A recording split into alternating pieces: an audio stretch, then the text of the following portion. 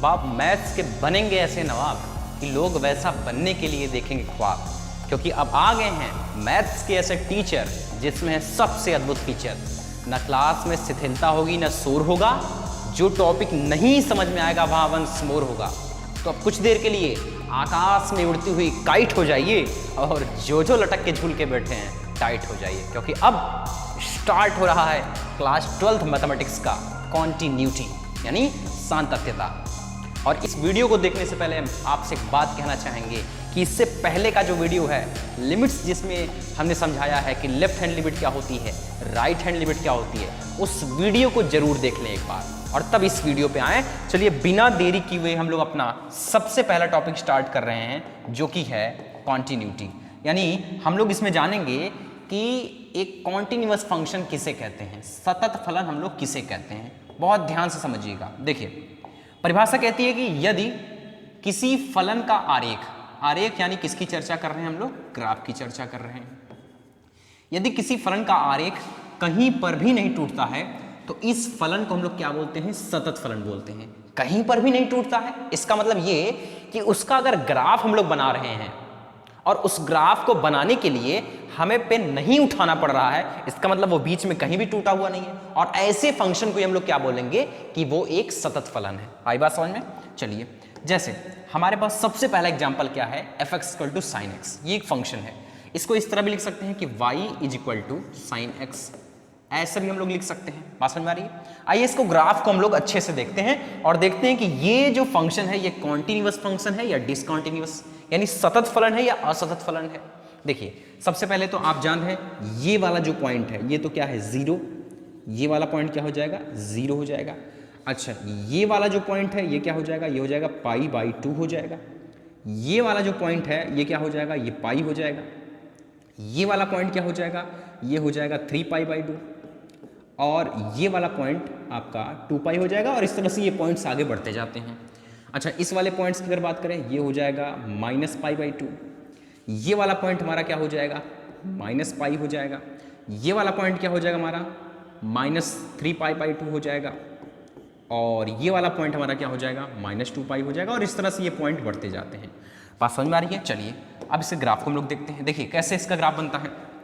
देखिए इसका ग्राफ कुछ इस तरह से हो, यहाँ पे इस तरह से होता है, ये ऐसे और ये ऐसे इस तरह से होता है। और इधर कैसा इसका ग्राफ होता है, ध्यान से देखेंगे, ये ऐसे और इस तरह से इसका ग्राफ होता है। ये इसका ग्राफ होता है किसका, fx = sin x या y = sin x का ग्राफ होता है। अब गौर से सुनिए जो बात हम आपको कहना चाह रहे हैं। हम आपको ये कह रहे हैं कि ध्यान से देखिए इस फंक्शन के ग्राफ को बनाने के लिए, ध्यान से देखिएगा, देखिए फंक्शन का ग्राफ इस तरह से हम बना रहे हैं। इस फंक्शन के ग्राफ को बनाने के लिए हमें कहीं भी इस पेन को उठाना नहीं पड़ रहा है। एक बार फिर से देखिए, इस फंक्शन के ग्राफ को बनाने के लिए हमें कहीं भी पेन उठाना नहीं पड़ रहा है। इसका मतलब ये जो फंक्शन का ग्राफ है ये बीच में से कहीं भी टूटा हुआ नहीं है।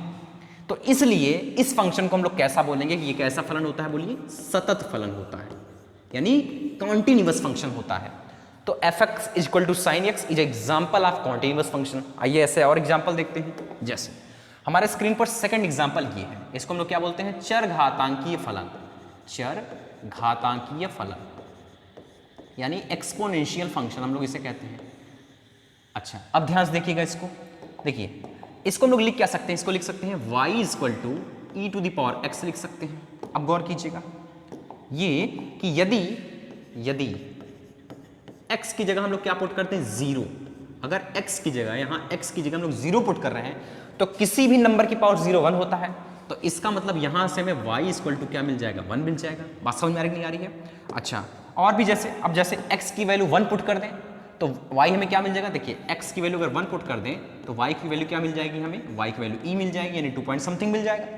तो अब ध्यान से देखिए इसका ग्राफ कैसे बनता है, बहुत मतलब जैसे जैसे ये समझिए, जैसे जैसे x की वैल्यू बढ़ती जा रही है y की वैल्यू भी क्या हो रही है, बढ़ती जा रही है। तो ध्यान से देखिए इसका ग्राफ कैसे होता है। सबसे पहले हम लोग पॉइंट ड्रा कर लें। ये वाला जो पॉइंट है ये हमारा क्या है, 0 है, ये 0 है। अच्छा ये वाला पॉइंट मान लीजिए कौन सा है, ये 1 है मान लीजिए।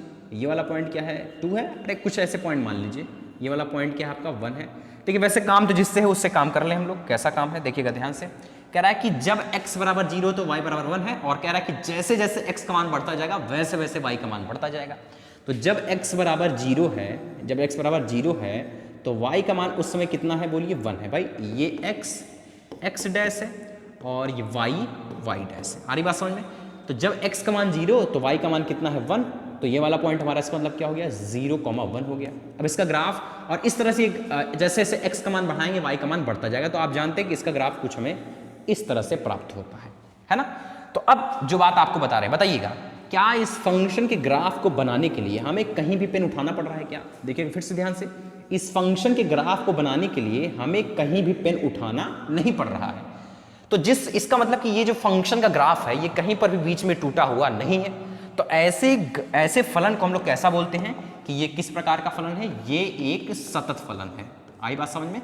चलिए और एग्जांपल देखते हैं। मतलब जिस फंक्शन का ग्राफ कहीं पर भी किसी भी बिंदु पर टूटा हुआ नहीं होता है, ऐसे फंक्शन को हम लोग बोलते हैं कि कॉन्टिन्यूअस फंक्शन है या सतत फलन है। जैसे ये देखिए आपकी स्क्रीन पर एक अगला फलन है f(x) = mod x। अब इसकी परिभाषा हम लोग जानते हैं। हम लोग क्या जानते हैं? ये एक पहली बात तो मापांक फलन, इसका नाम क्या है? मापांक फलन है, मॉडुलस फंक्शन है।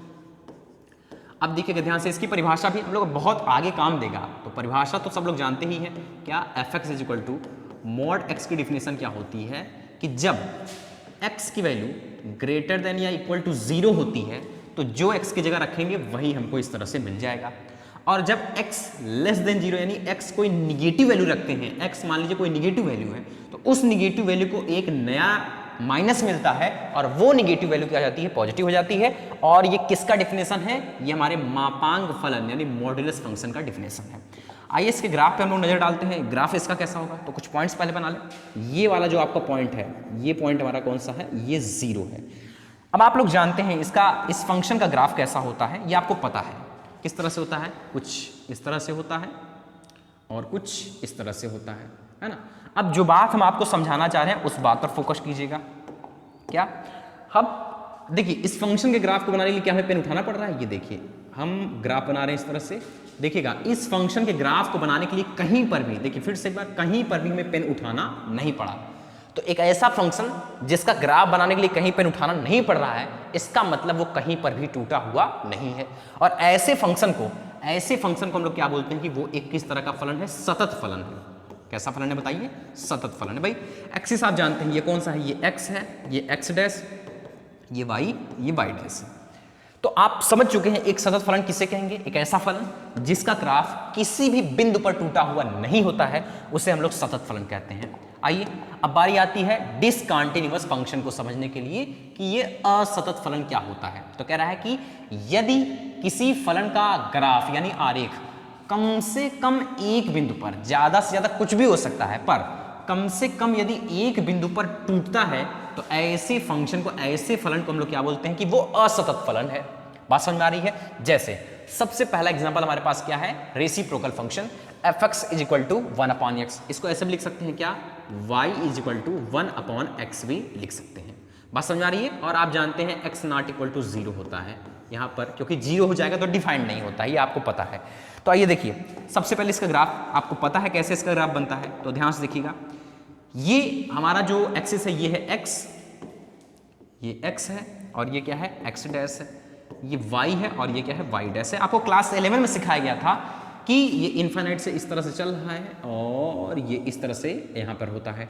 और अगर पॉजिटिव वैल्यू लेंगे तो ये, और अगर x निगेटिव वैल्यू ले रहे हैं तो ये इस तरह से ये ग्राफ होता है। अब देखिएगा ध्यान से, जो आपको समझाना चाह रहे हैं। बताइए इस फंक्शन के ग्राफ को बनाने के लिए, देखिए ये बना, फिर पेन उठाए, अब इधर आए और ये ग्राफ बना। तो समझ में आ रहा होगा कि इसका ग्राफ बनाने के लिए हमें पेन क्या करना पड़ रहा है? उठाना पड़ रहा है। तो जिस ग्राफ को बनाने के लिए, जिस फंक्शन के ग्राफ को बनाने के लिए हमें पेन उठाना पड़ गया, ऐसे फंक्शन को हम लोग बोलते हैं कि वो क्या कहलाएगा? असतत। क्योंकि इसका मतलब वो टूटा हुआ फंक्शन है। बात समझ आ रही नहीं आ रही है? तो इसका मतलब ये जो फंक्शन है किसका एग्जांपल है? डिसकंटीन्यूअस फंक्शन का एग्जांपल है। आइए और हम लोग एग्जांपल देखते हैं। जैसे अब हमारे पास एक एग्जांपल ये है f(x) = स्क्वायर ब्रैकेट में x। इसको हम लोग क्या बोलते हैं? इसका नाम होता है ग्रेटेस्ट इंटीजर फंक्शन, हिंदी में बोलते हैं महत्तम पूर्णांक फलन। पहले इसको समझ लेते कि ये होता क्या है। ये क्या होता है कि मतलब ये एक ऐसा फंक्शन है कि अगर इसमें पूर्णांक डालेंगे तो आंसर में हमें पूर्णांक देगा, पर अगर कोई अपूर्णांक वैल्यू डालेंगे तो ये आंसर में हमें उससे जस्ट छोटा सा पूर्णांक देगा, जस्ट छोटा वाला पूर्णांक। जैसे एग्जांपल देखिए, जैसे मान लीजिए हमने x की जगह 1 पुट किया, तो 1 अपने आप में एक पूर्णांक है, तो हमें क्या देगा ये आंसर में 1 देगा। जैसे मान लीजिए हमने x की जगह 5 पुट किया, तो 5 अपने आप में पूर्णांक है, तो बाहर हमें ये क्या देगा 5 देगा। जैसे मान लीजिए हमने 3.4 पुट किया, इसमें रखा, तो आप देख रहे हैं 3.4 एक अपूर्णांक वैल्यू होती है, तो ये जस्ट पहले वाला पूर्णांक देगा, तो 3.4 से पहले वाला पूर्णांक 3 ही होता है, तो ये दे दिया। ऐसे देखिए 6.9 रखिए, तो ये भी एक अपूर्णांक वैल्यू है, तो इससे जस्ट पहले वाला पूर्णांक देगा, वो कौन सा होगा बताइए 6 होगा। ऐसे देखिए 6.99999 ये है, ये भी एक अपूर्णांक वैल्यू है, तो इससे जस्ट पहले वाला पूर्णांक देगा, यानी क्या दे देगा हमें 6 दे देगा। और भी देखिए जैसे मान लीजिए -6.999 है, ये है, तो इससे जस्ट पहले वाला पूर्णांक कौन सा होगा बताइए, इससे जस्ट पहले वाला पूर्णांक -7 होता है, तो ये देगा। अरे भाई ये ध्यान दीजिएगा, जरा ध्यान दीजिएगा, जैसे ये देखिए यही सब मिस्टेक कर जाते हैं। क्या समझा रहे हैं, जैसे मान लीजिए ये वाला पॉइंट क्या है 0 है, 1 2 3 4 5 6 ऐसा समझिए, ये 6 तक चला आया, फिर -6.99 मान लीजिए यहीं कहीं होगा, है ना, सॉरी -6, ये -1 है, ये -2, इस तरह से करते करते -6 तक आ गए। ये वाला पॉइंट मान लीजिए, ये वाला पॉइंट क्या है -6.999 है, तो अब इसके पहले वाला पूर्णांक आपको पता है क्या होगा -7 होगा। समझ में आ रहा है कि नहीं आ रहा है, हम जस्ट पहले वाले पूर्णांक की बात कर रहे हैं, समझ में आ रहा है, मतलब उससे जस्ट छोटा वाला पूर्णांक, जस्ट छोटा वाला, तो इससे जस्ट छोटा वाला पूर्णांक कौन सा होगा बोलिए -7 होगा। बात समझ में आ रही नहीं आ रही है, तो अब आइए इसके ग्राफ को देखते हैं, ग्राफ की चर्चा करते हैं। ये वाला जो पॉइंट है आपको पता है, ये वाला पॉइंट कौन सा होगा बोलिए, ये वाला पॉइंट 0 है, ये वाला पॉइंट हमारा मान लीजिए ये क्या है 1 है, ये वाला पॉइंट हमारा मान लीजिए क्या है 2 है, और इसी तरह से ये वाला पॉइंट मान लीजिए क्या है -1 और ये वाला पॉइंट क्या है -2 है। एक्सिस आप जानते हैं, ये x डैश और ये हो जाएगा y डैश। चलिए इस पर भी देख लीजिए, ये वाला पॉइंट 1 हो जाएगा, ये वाला पॉइंट हमारा 2 हो जाएगा, ये वाला पॉइंट हमारा -1 हो जाएगा और ये वाला पॉइंट हमारा -2 हो जाएगा। अब गौर से देखिए इस फंक्शन के ग्राफ को कैसे बनता है। देखिए जब x की वैल्यू 0 लेंगे तो y की वैल्यू हमें क्या मिलेगी बोलिए 0 मिलेगी। देखिए y मतलब यही, ये देखिए फंक्शन जो है f(x) इसको ऐसे भी लिख सकते हैं y स्क्वायर ब्रैकेट में x, ये भी लिख सकते हैं, मतलब x जब 0 लेंगे तो y हमें क्या मिलेगा बोलिए 0 मिलेगा। अब सुनिएगा, अब जैसे जैसे आगे बढ़ेंगे, थोड़ा सा पेन चेंज कर लें, देखिएगा जब x हम क्या ले रहे हैं 0 ले रहे हैं, तो y हमें क्या मिल रहा है 0 मिल रहा है, ठीक। अब जब x हम 0.1 लेंगे तब भी हमें 0 मिलेगा, 0.3 लेंगे तब भी हमें 0 मिलेगा, 0.8 लेंगे तब भी 0 मिलेगा, 0.9 तक हमें 0 मिलेगा। पर जैसे ही x की जगह 1 लेंगे, x की जगह 1 लेंगे, अब हमें 0 वाला पॉइंट नहीं मिलेगा, मतलब x बराबर 1 पर y 0 नहीं मिलेगा, y क्या मिलेगा 1। तो अब ऊपर y की ओर ऊपर बढ़ी है, तो अब ये वाला पॉइंट y के लिए इंक्लूडेड हो जाएगा। तो जैसे ही x बराबर 1 रखे तो y हमें क्या मिल गया 1 मिल गया। अब समझिएगा, अब 1.1 रखिए तो भी आपको क्या मिलेगा बोलिए 1 मिलेगा, 1.2 रखिए तो तब भी आपको क्या मिलेगा 1 मिलेगा, 1.3 पे 1 मिलेगा, 1.4 पे 1 मिलेगा, जैसे ही आप 1.9 तक पहुंचेंगे तब भी आपको 1 मिलेगा। पर जैसे ही x की वैल्यू 2 होगी, अब यहां पर हमको 1 नहीं मिलेगा। समझिएगा बात को, जैसे ही x बराबर हमने क्या रखा 2 रखा, अब हमें y का मान 1 नहीं मिलेगा। अब की बार y का मान हमें क्या मिल जाएगा बोलिए 2 मिल जाएगा, ये y का मान मिल गया। बात समझ आ रही नहीं आ रही है, और इस तरह से ये फंक्शन ऐसे आपका बढ़ता जाता है, और ऐसे ऐसे इस तरफ भी होता है। समझिएगा, समझ में आ रहा है कि नहीं आ रहा है, ऐसे इस तरफ भी होता है। तो आप देख रहे हैं प्रत्येक पूर्णांक बिंदु पर हमको पेन उठाना पड़ रहा है। पहली बात तो इस फंक्शन का ग्राफ बनाने के लिए हमें पेन उठाना पड़ा, तो इसका मतलब कि ये जो फंक्शन है ये एक कैसा फंक्शन है बताइए, असतत फलन है, असतत फलन है। बात समझ में आ रही नहीं आ रही है। अच्छा, असतत कहाँ कहाँ पर है, तो समस्त पूर्णांकों पर। कहाँ पर, समस्त पूर्णांकों पर। और ये एग्जाम्पल नंबर आपका लगभग 15 में मिलेगा आपको, कि हम लोग इसको मैथमेटिकली प्रूफ करेंगे कि ये एक असतत फलन है। तो देखिए ये एक कैसा फलन है, असतत, और कहां पर असतत है बताइए, समस्त पूर्णांकों पर। हर पूर्णांक पर पहुंचते समय हमें पेन उठाना पड़ रहा है, इसका मतलब ये जो ग्रेटेस्ट इंटीजर फंक्शन है ये एक असतत फलन होता है। चलिए अब हम लोग मैथमेटिकली बात करते हैं। जो सबसे पहला पॉइंट आपके यहाँ है कि किसी फलन की x बराबर a, किसी दिए गए बिंदु x बराबर a पर सातत्यता, कॉन्टिन्यूटी कैसे चेक करते हैं, बहुत गौर से देखिएगा।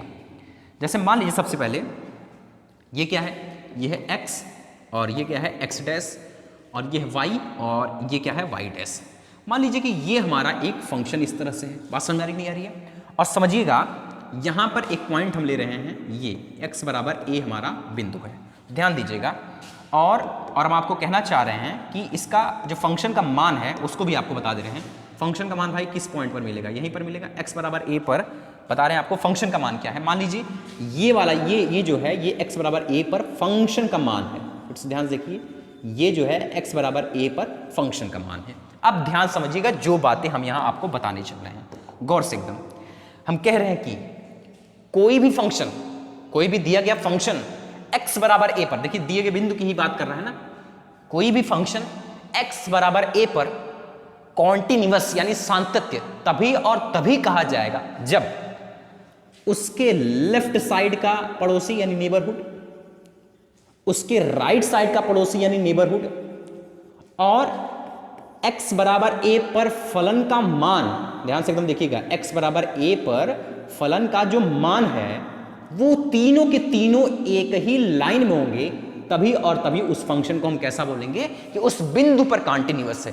बात समझिएगा, हमने क्या कहा कि अगर उसके लेफ्ट साइड का पड़ोसी, उसके राइट साइड का पड़ोसी और उस बिंदु पर फंक्शन का मान तीनों एक ही लाइन में आ जाएं, तो ऐसे फंक्शन को हम उस x बराबर a बिंदु पर कॉन्टिन्यूअस कहते हैं। अब जो बात हम कह रहे हैं उसको जरा गौर से समझिएगा, क्या हम कहना चाह रहे हैं। जब हम पड़ोसियों की बात करें तब उसे लिमिट समझिएगा, मतलब अगर लेफ्ट साइड के पड़ोसी की बात करें तो लेफ्ट हैंड लिमिट समझिएगा, राइट साइड के पड़ोसी की बात करें तो राइट हैंड लिमिट समझिएगा, और फंक्शन का मान तो आप समझ ही रहे हैं। बात समझ आ रही नहीं आ रही? मैं फिर से कह रहा हूं कि आप left hand limit, right hand limit का कॉन्सेप्ट जो पहला वीडियो उसको जरूर देख लीजिएगा। तो अब सुनिए, जब लेफ्ट साइड के पड़ोसी की बात करें तो left hand limit, right side के पड़ोसी की बात करें तो राइट हैंड लिमिट, और इसी तरह से जहां जहां हम बोल रहे हैं कि एक लाइन में आ जाए, एक लाइन में आ जाए, वो समझिए कि वो सब आपस में क्या होनी चाहिए, बराबर।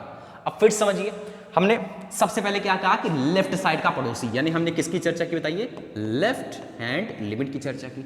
हमने राइट साइड के पड़ोसी के बारे में बात किया, इसका मतलब हमने किसकी चर्चा की, राइट हैंड लिमिट की चर्चा की। और x बराबर इस दिए गए बिंदु पर फंक्शन का मान, यानी हमने किसकी बात की, एक x की जगह हमने a रख दिया। और हमने कहा कि तीनों एक ही लाइन में होने चाहिए, यानी तीनों आपस में कैसे होने चाहिए, बोलिए बराबर होने चाहिए, और यही कॉन्टिन्यूटी की डिफिनेशन हो गई। किसी दिए गए बिंदु पर सातत्यता चेक करने की क्या हो गई, डेफिनेशन हो गई। और आप जानते हैं कि जब लेफ्ट हैंड लिमिट और राइट हैंड लिमिट बराबर हो जाती है तो उसी को तो हम बोलते हैं कि लिमिट एग्जिस्ट कर रही है, यानी लिमिट विद्यमान है। तो इसको ऐसे भी तो लिख सकते हैं कि x बराबर a बिंदु पर, x टेंडिंग टू a पर क्या हो जाता है, limit x tends to a f(x), इसको बराबर लिख सकते हैं, f फंक्शन का मान तो रहेगा ही रहेगा। तो आप देख रहे हैं कि दोनों ही परिभाषा आपके सम्मुख ऐसे रख दी गई है। तो दोनों ही केस में हम क्या बोलेंगे, कभी कभी ये डिफिनेशन यूज करेंगे, कभी कभी ये डिफिनेशन यूज करेंगे कि फंक्शन का मान और लिमिट का मान अगर बराबर आ रहा है तो हम बोलेंगे कि उस बिंदु पर फंक्शन कॉन्टिन्यूअस है। कभी कभी left hand limit, right hand limit निकालेंगे, कभी कभी डायरेक्ट लिमिट निकालेंगे और फंक्शन का मान निकाल देंगे। बराबर सब आने चाहिए, चाहे ये बराबर आने चाहिए। तो अभी आपको क्लियरेंस दे देते हैं कि कहाँ कब हम ये परिभाषा यूज करेंगे। ये देखिए, ये आप हर जगह यूज कर सकते हैं, पर अनुभव के आधार पर आपको बता दिया जाएगा, देखते ही आप जान जाएंगे कहाँ लेफ्ट और राइट बराबर आ रहे हैं, वहां डायरेक्ट आप लिमिट यूज करेंगे। बात समझ आ रही है? आइए ये भी आपको क्लियर दे रहे हैं। देखिए, मान लीजिए x बराबर a बिंदु पर हमसे कॉन्टिन्यूटी चेक करने के लिए कहा है। अब बहुत गौर से यहां पर इस बात को समझिएगा। मान लीजिए x बराबर a के लेफ्ट साइड में कोई f1 फंक्शन के रूप से परिभाषित है, और x बराबर a के राइट साइड में जो फंक्शन परिभाषित है वो f2x के रूप में परिभाषित है। मतलब हम कहना चाह रहे हैं कि जिस बिंदु पर हमसे कॉन्टिन्यूटी पूछा है, अगर उसके लेफ्ट साइड में और उसके राइट साइड में फंक्शन की डिफिनेशन यानी फंक्शन की जो परिभाषा है वो अलग अलग है, तो उस केस में हम लोग लेफ्ट हैंड लिमिट भी निकालेंगे, उस केस में हम लोग राइट हैंड लिमिट भी निकालेंगे, और उस केस में हम लोग उस बिंदु पर फंक्शन का मान निकाल कर देखेंगे कि क्या तीनों आपस में बराबर हैं या नहीं हैं। यदि तीनों आपस में बराबर हैं तो उस केस में हम कहेंगे कि फंक्शन x बराबर a बिंदु पर कैसा है, कॉन्टिन्यूअस है। और यदि कोई ऐसा केस आ जाए कि मान लीजिए जिस बिंदु पर x बराबर a पर हमसे पूछा है फंक्शन कि कॉन्टिन्यूअस है कि नहीं है, अगर उसके लेफ्ट साइड में फंक्शन f(x) के रूप में ही परिभाषित है और उसके राइट साइड में फंक्शन f(x) के रूप में ही परिभाषित है, मतलब दोनों साइड, लेफ्ट और राइट साइड, दोनों साइड जो फंक्शन की परिभाषा है वो सेम है, तो उस केस में डायरेक्ट हम लिमिट निकाल देंगे इस तरह से, और उस बिंदु पर फंक्शन का मान देखेंगे, और अगर दोनों आपस में बराबर आ जाएंगे तो हम बोलेंगे कि जो दिया गया फंक्शन है वो उस बिंदु पर कॉन्टिन्यूअस है। क्योंकि डायरेक्ट लिमिट इसलिए निकालने के लिए कर रहे हैं क्योंकि उस समय अगर आप लेफ्ट हैंड लिमिट और राइट हैंड लिमिट निकालेंगे तो ये पक्की सी बात है कि दोनों बराबर आने वाले हैं, इसलिए डायरेक्ट लिमिट से अपना काम चल जाएगा। बोलिए बात समझ में आ रही नहीं आ रही है? और हाँ, ये जब डायरेक्ट लिमिट निकालते रहेंगे एक फाइनाइट वैल्यू आनी चाहिए, ऐसा नहीं कि इनफाइनाइट वगैरह आ जाए, एक निश्चित वैल्यू आनी चाहिए, ये ध्यान रखिएगा। चलिए आइए हम लोग सबसे पहले एनसीईआरटी के एग्जाम्पल की ओर चलते हैं। सबसे पहला एग्जाम्पल कह रहा है कि x बराबर a पर f(x) बराबर 2x + 3 के सातत्य की जांच कीजिए। बहुत गौर से देखिएगा, बहुत आराम से समझ में आएगा। क्या पूछा है कि जो फंक्शन दिया वो क्या दिया है, f(x) बराबर 2x + 3 दिया है, ठीक। और जिस बिंदु पर कॉन्टिन्यूटी चेक करने के लिए कहा है वो कौन सा है, तो x बराबर 1 पर हमें चेक करने के लिए कहा है। बताइए फंक्शन कॉन्टिन्यूअस है या नहीं है। चलिए अब सबसे पहले तो पहला काम हर सवाल में करना ही करना है, उसे झट से कर लिया करिए। क्या कि उस बिंदु पर फंक्शन का मान निकालना, मतलब कि x बराबर a का मान यहाँ कितना दिया है 1, इस पर फंक्शन का मान क्या होगा, मतलब x की जगह हम कितना रखने चल रहे हैं 1। तो देखिए क्या हो जाएगा, तो x की जगह जब 1 रख देंगे तो क्या हो जाएगा, ये हो जाएगा 2 × 1 प्लस क्या हो जाएगा 3, 2 1 कम 2, 3 2 कितना हो जाएगा, बोलिए 5 हो जाएगा। ये पहला हो गया, पहला फंक्शन का मान आ गया। चलिए ठीक, अब बात यहाँ आती है कि हम लोग लेफ्ट हैंड लिमिट निकालें, राइट हैंड लिमिट निकालें या डायरेक्ट लिमिट निकाल के काम करते हैं। हाँ, left hand limit right hand limit हर जगह निकाल सकते हैं, पर अनुभव सीखिए कुछ। क्या देखिए, जिस बिंदु पर पूछा है, किस बिंदु पर, x बराबर 1 पर पूछा है, अब उसके लेफ्ट साइड में और राइट साइड में क्या ऐसी कोई चर्चा किया है क्या, लेफ्ट यानी 1 से कुछ छोटे पर फंक्शन की परिभाषा कोई और है क्या, 1 से थोड़े से बड़े पर फंक्शन की परिभाषा कोई और है क्या। मतलब आप देख रहे हैं 1 के लेफ्ट राइट में फंक्शन की परिभाषा अलग से नहीं परिभाषित है, मतलब हर जगह फंक्शन की परिभाषा क्या है, यही है, क्या है, 2x + 3 है, 2x + 3 है। तो जब परिभाषा सेम है तो हम left hand limit right hand limit नहीं निकालेंगे, निकाल सकते हैं, निकालिए आप, पर वो बराबर ही आने हैं, इसलिए डायरेक्ट हम लोग लिमिट निकाल कर काम कर देंगे। कैसे वो देखिए, तो limit x tending to a करते हैं, तो a की जगह यहाँ 1 है तो x टेंडिंग टू क्या हो जाएगा 1। फंक्शन अपना क्या है, तो फंक्शन है 2x + 3 है ना, तो अब 1 रखिए तो क्या हो जाएगा 2 × 1 प्लस क्या हो जाएगा 3, और ये भी कितना आ गया बताइए 5। क्लियरली आप देख पा रहे हैं कि इस एक बिंदु पर, इस 1 पर फंक्शन का मान और इसी पर जो लिमिट का मान है वो दोनों आपस में कैसे आ गए बताइए, बराबर आ गए। और जैसे ही बराबर आ गए तो तुरंत आप क्या कह सकते हैं कि दिया गया फलन x बराबर a बिंदु पर क्या है, सतत है। अतः x बराबर a पर फलन f(x) कैसा है बताइए, सतत है या संतत है, सतत है। चलिए, तो ये पहला एग्जाम्पल था, उम्मीद है कि आपको बेहतर समझ में आया होगा। चलिए अगला एग्जाम्पल देखते हैं। कह रहा है कि x बराबर 0 पर फलन f(x) बराबर mod x के सातत्य की जांच कीजिए। ये एक मॉडुलस फंक्शन है, अभी कुछ देर पहले इसके परिभाषा का जिक्र हम लोग किए हैं। इसकी परिभाषा क्या होती है, तो होता है f(x) = कैसे होता है, यहाँ पर होता है x > 0 यदि है तो जो x की जगह रख रहे हैं वही हमको मिल जाएगा, और जब x की वैल्यू 0 से छोटी है, मतलब निगेटिव वैल्यू है, तो उस निगेटिव वैल्यू को एक निगेटिव और मिलता है और वो अपने आप में कैसा हो जाता है, पॉजिटिव हो जाता है। बात समझ में आ रही है, ये फंक्शन की डिफिनेशन है, ये mod x की डिफिनेशन है। चलिए तो अब जरा गौर कीजिए, किस बिंदु पर हमसे पूछा है, x बराबर 0 पर हमसे कॉन्टिन्यूटी यहाँ पर चेक करने के लिए कहा है। तो देखिए ये बुक में आपका एग्जाम्पल नंबर 3 है, पर हम सेकंड बनाकर बता रहे हैं, और जो इसका सेकंड है वो 3rd पे बताएंगे, कुछ बात है यहाँ पर। चलिए देखिए, सबसे पहला काम तो हम आपको हर सवाल में बताएं क्या, कि फंक्शन का मान तो हर जगह निकालना ही निकालना है। तो देखिए x बराबर 0 पर पहले फंक्शन का मान, मतलब x की जगह हमें क्या रखना है 0। तो अब देखिए x की जगह हम क्या रखेंगे 0, भाई mod x ना, तो x की जगह रखना है 0। तो कह रहा है कि अगर x बराबर 0 है तो जो x की जगह रखेंगे वही मिल जाएगा, मतलब अगर 0 रख रहे हैं तो हमें आंसर में क्या मिल जाएगा, 0 मिल जाएगा, फंक्शन का मान आ गया। अब यहाँ पर डायरेक्ट लिमिट हम लोग निकालें या left hand limit right hand limit की चर्चा करें, आइए वो समझ लेते हैं।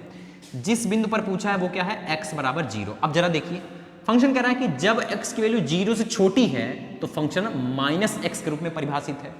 तो भाई लेफ्ट साइड आने का मतलब 0 से छोटे पर आ रहे हैं, इसका मतलब लेफ्ट साइड में जो फंक्शन की परिभाषा वो किस रूप से है, f(x) बराबर -x के रूप में है। और कह रहा है कि जब x की वैल्यू 0 से बड़ी है तो फंक्शन किस रूप में परिभाषित है, x के रूप में, मतलब 0 से बड़ी यानी राइट साइड की जो फंक्शन की परिभाषा है वो क्या है, f(x) बराबर x है, इस रूप से। तो आप देख रहे हैं कि लेफ्ट साइड और राइट साइड में, दोनों साइड में जो फंक्शन की परिभाषा है वो अलग रूप से है। मतलब यहाँ पर लेफ्ट हैंड लिमिट निकालेंगे और क्या निकालेंगे, राइट हैंड लिमिट निकालेंगे। तो गौर कीजिएगा जरा, सबसे पहले हम लेफ्ट हैंड लिमिट निकालेंगे। जिसको लेफ्ट हैंड लिमिट या राइट हैंड लिमिट निकालने में प्रॉब्लम है वो सबसे पहला लेक्चर जरूर देख लेंगे जिसमें हमने लिमिट के सारे कॉन्सेप्ट की चर्चा की है। देखिए लेफ्ट हैंड लिमिट कैसे निकलेगा, हमने बताया था आपको क्या, लिमिट h टेंडिंग टू 0, ऐसे करेंगे। फंक्शन यहाँ पर बताइए लेफ्ट साइड का फंक्शन कौन है, f(x) = -x है, पर हम लोग यहाँ h टेंडिंग टू 0 क्या लिखते थे, a minus H, f of a minus H. अब यहाँ पर वो दिया गया बिंदु क्या है 0, तो a माइनस एच की जगह क्या हो जाएगा, यहाँ 0 माइनस एच हो जाएगा, या यही क्या हो जाएगा बताइए, लिमिट h टेंडिंग टू 0, यही क्या हो जाएगा, f ऑफ माइनस एच हो जाएगा, ये हो जाएगा।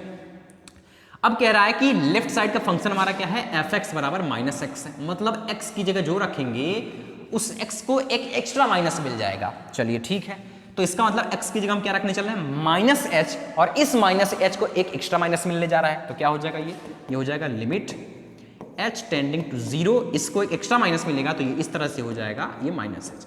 आपको पता है माइनस माइनस हो जाएगा प्लस, h की जगह 0, तो इसकी होल वैल्यू, पूरी वैल्यू कितनी आ जाएगी, 0, मतलब लेफ्ट हैंड लिमिट भी इसकी कितनी आ गई, 0 आ गई। चलिए ठीक है, अब हम लोग इसके लिए निकाल लेते हैं राइट हैंड लिमिट। कैसे निकलेगा वो, तो लिखेंगे लिमिट h टेंडिंग टू 0, यहाँ पर लिखेंगे f ऑफ 0 प्लस h लिखेंगे, बात समझ में आ रही है।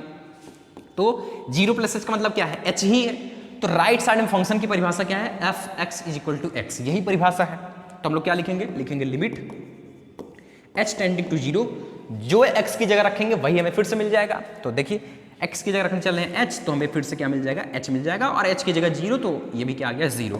क्लियरली आप देख पा रहे हैं कि बिंदु 0 पर जो फंक्शन का मान है, और इस बिंदु 0 पर जो लेफ्ट हैंड लिमिट है, और इसी पर जो राइट हैंड लिमिट है, ये तीनों लोग आपस में बोलिए कैसे आ गए, बराबर आ गए। इसका मतलब हम कह सकते हैं कि बिंदु x बराबर 0 पर फलन कैसा होगा, सतत। अतः x बराबर 0 पर फलन f(x) संतत है। कैसा है बोलिए, संतत है। तो उम्मीद है कि ये एग्जांपल भी आपको समझ में आया होगा। इसमें हमने पहले इसलिए बताया कि वो डायरेक्ट लिमिट वाला एग्जांपल था, ये left hand limit right hand limit का एग्जांपल था। चलिए आगे की ओर बढ़ते हैं। आप समझ चुके हैं कि अगर लेफ्ट राइट में परिभाषा अलग अलग है तो left hand limit right hand limit निकालेंगे। चलिए अगला कह रहा है कि एग्जाम्पल नंबर 2 है ये बुक में, x बराबर 0 पर बताइए फंक्शन कॉन्टिन्यूअस है कि नहीं। तो फंक्शन अपना क्या है, f(x) बराबर x² है। तो भाई देखिए x बराबर 0 पर पूछा है, लेफ्ट साइड में कोई परिभाषा और नहीं है, राइट साइड में कोई परिभाषा नहीं है, तो हर जगह मतलब यही परिभाषा है, तो डायरेक्ट लिमिट से काम चल जाएगा। पर सबसे पहले तो हमें क्या निकालना है, इस बिंदु पर फंक्शन का मान हमें निकालना है। तो आइए निकालते हैं फंक्शन का मान। देखिए क्या हो जाएगा, देखिए फंक्शन का मान, तो x की जगह हम लोग क्या रख देंगे, 0, तो रखिए 0, तो क्या हो जाएगा बताइए, ये हो जाएगा 0² और हमें क्या मिल जाएगा, बोलिए 0 मिल जाएगा। चलिए ठीक, अब हमें क्या निकालना है, अब डायरेक्ट लिमिट निकाल दी यहाँ पर, तो क्या हो जाएगा, लिमिट x टेंडिंग टू क्या हो जाएगा 0, फंक्शन हमारा क्या है x², तो यहाँ हम लोग क्या लिखेंगे x², और x की जगह 0, तो ये क्या हो जाएगा 0², और इसका मान कितना आ गया, बोलिए 0 आ गया।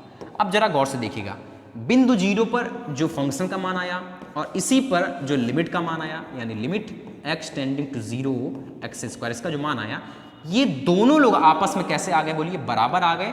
इसका मतलब हम कह देंगे बिंदु 0 पर, अतः x बराबर 0 पर फलन f(x) बोलिए कैसा है, संतत है, संतत है। तो उम्मीद है कि आपको बेहतर अंदाज बात समझ में आ रही होगी। आइए अगले एग्जांपल पर चलते हैं। अगला एग्जांपल क्या कर रहा है, दर्शाइए कि फलन f(x) x बराबर 0 पर संतत नहीं है। हमें प्रूफ करना है कि ये कॉन्टिन्यूअस नहीं है। चलिए ठीक, किस पॉइंट पर पूछा है, x बराबर 0 पर। तो पहला काम तो जल्दी से कर लिया करिए, क्या, फंक्शन का मान निकालना। और फंक्शन किस तरह से परिभाषित है कि x बराबर 0 पर फंक्शन 1 है। देखिए फंक्शन का मान तो दे ही दिया है 0 पर, और कह रहा है कि जब x 0 नहीं है, चाहे 0 से बड़ा हो चाहे 0 से छोटा, कुछ भी हो, इसका मतलब इसी के अंतर्गत आ रहा है, 0 के बराबर नहीं है, तो वहां पर फंक्शन का मान क्या हो जाएगा, x² + 3 हो जाएगा। जरा गौर कीजिए, पहले फंक्शन का मान निकाल दीजिए, मतलब x की जगह क्या पुट कीजिए 0, तो पहले ही बता दिया कि मान इस पर कितना है 1, तो यहां पर हम लोग क्या पुट कर देंगे 1। चलिए ठीक है,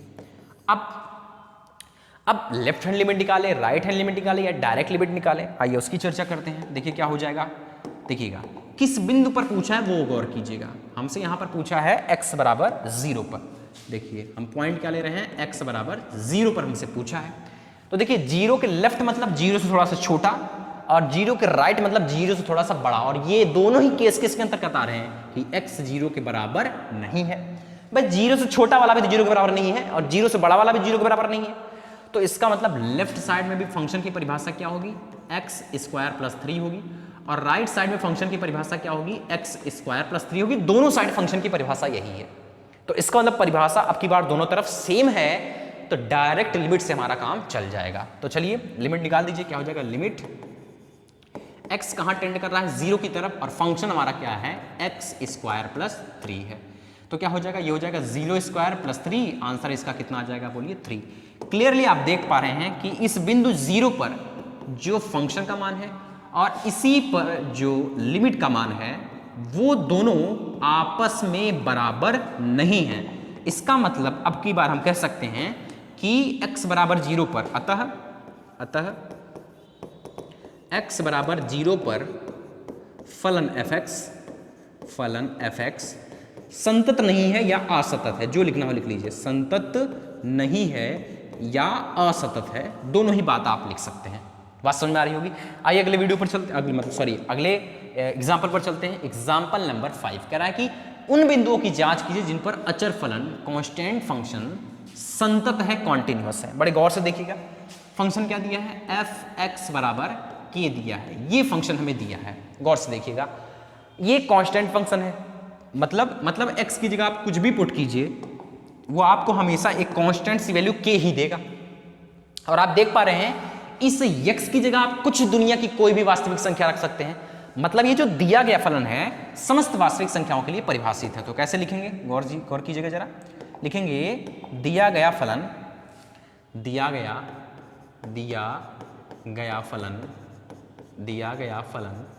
समस्त वास्तविक संख्याओं के लिए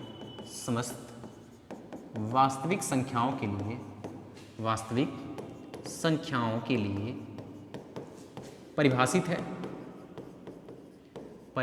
है। इसका मतलब हर वास्तविक संख्या के लिए फलन यही होने वाला है, बदलने वाला नहीं है। हर वास्तविक संख्या के लिए फंक्शन यही होगा। तो इसका मतलब किसी भी वास्तविक संख्या के लिए फंक्शन बदल नहीं रहा है, तो डायरेक्ट लिमिट से यहां पर काम चल जाएगा। लेफ्ट हैंड लिमिट और राइट हैंड लिमिट के चक्कर में पड़ना ही नहीं है। देखिए, तो इसका मतलब अब एक बात और ज्ञान दीजिए, ये बड़ा डेंजरस चीज है वास्तविक संख्या। भाई वास्तविक संख्या तो बहुत सारी होती हैं, तो एक एक करके सब पर चेक करना बड़ा मुश्किल हो जाएगा। तो हम कोई जनरल सा पॉइंट सी ले लेंगे और उसी सी पर चेक करके बता देंगे फंक्शन कंटीन्यूअस है कि नहीं है। तो देखिए अब कैसे करेंगे, माना c कोई वास्तविक संख्या है, c कोई वास्तविक संख्या है,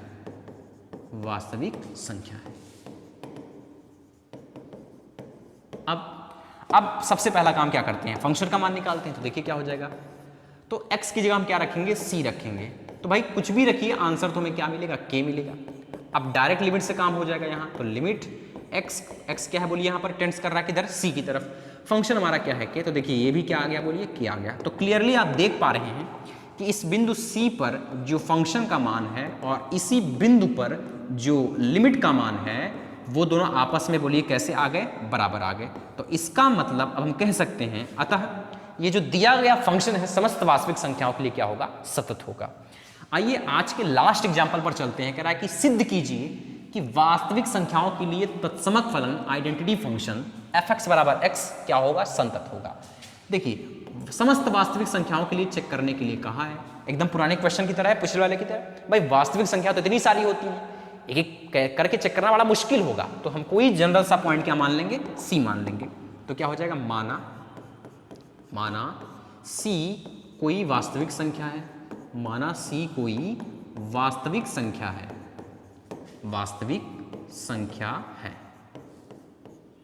ठीक।